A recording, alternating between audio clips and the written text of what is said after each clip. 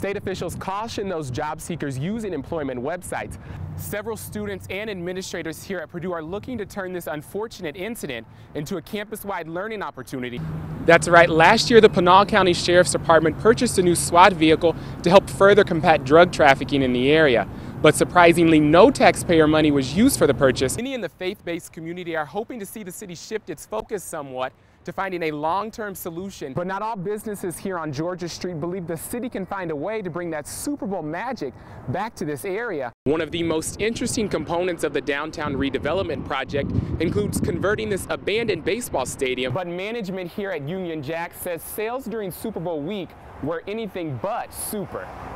James Jones was excited to be back at his alma mater, Purdue, Monday morning. He was on campus giving his daughter a tour of what he called his old stomping grounds. And I told her, I said, don't worry about the walking tour, I'll give you a personal tour. But this fun-filled stroll down memory lane quickly turned sour after Jones learned that a portrait of his college mentor and longtime Purdue business professor, Dr. Cornell Bell, had recently been defaced with a racial slur. I was honestly shocked because no one that honestly knew Dr. Bell, that personally knew him, would ever resort to that sort of action. He was a very, very good man. He was a great man, actually. He helped so many kids, so many people like me. Dr. Bell recruited minority students to Purdue's Krannert School of Business for more than 30 years before he passed away in 2009. Purdue sophomore Jordan Woodward says Dr. Bell is one of the reasons he is at Purdue today and doesn't understand how someone could be so disrespectful to a man who did so much for students at Purdue. I was just in shock, honestly.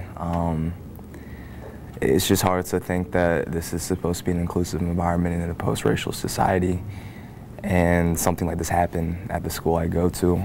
Several students and administrators here at Purdue are looking to turn this unfortunate incident into a campus-wide learning opportunity about diversity and inclusion.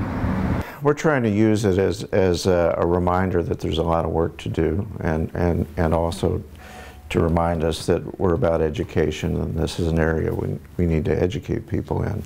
And students say they're committed to making this a teachable moment as well.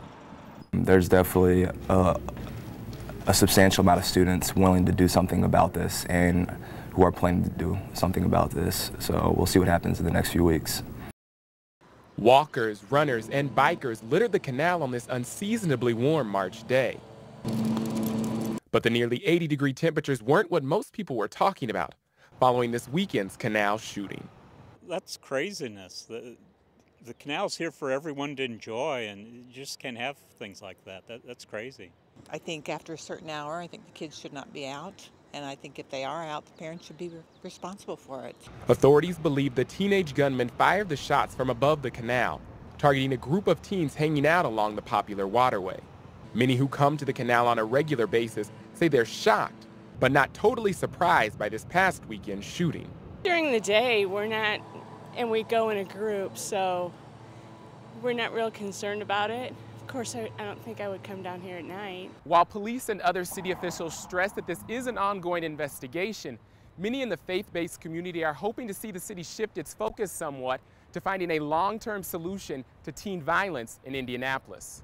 We're not going to tolerate this kind of behavior in our city, and we're not going to tolerate it from our children. Reverend Charles Harrison and other community leaders met with police Monday to talk about how to combat teen violence in the city. The group decided that for the foreseeable future, they will patrol the canal area on Friday and Saturday evenings. We have made a commitment, not just short-term, but long-term, to be down there and to help address the issues with our kids. IMPD Chief Paul Soselski believes this is a step in the right direction.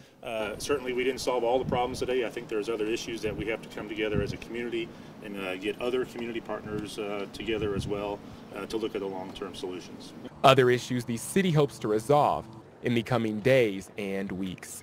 In Indianapolis, Kyle Inskeep, Channel 13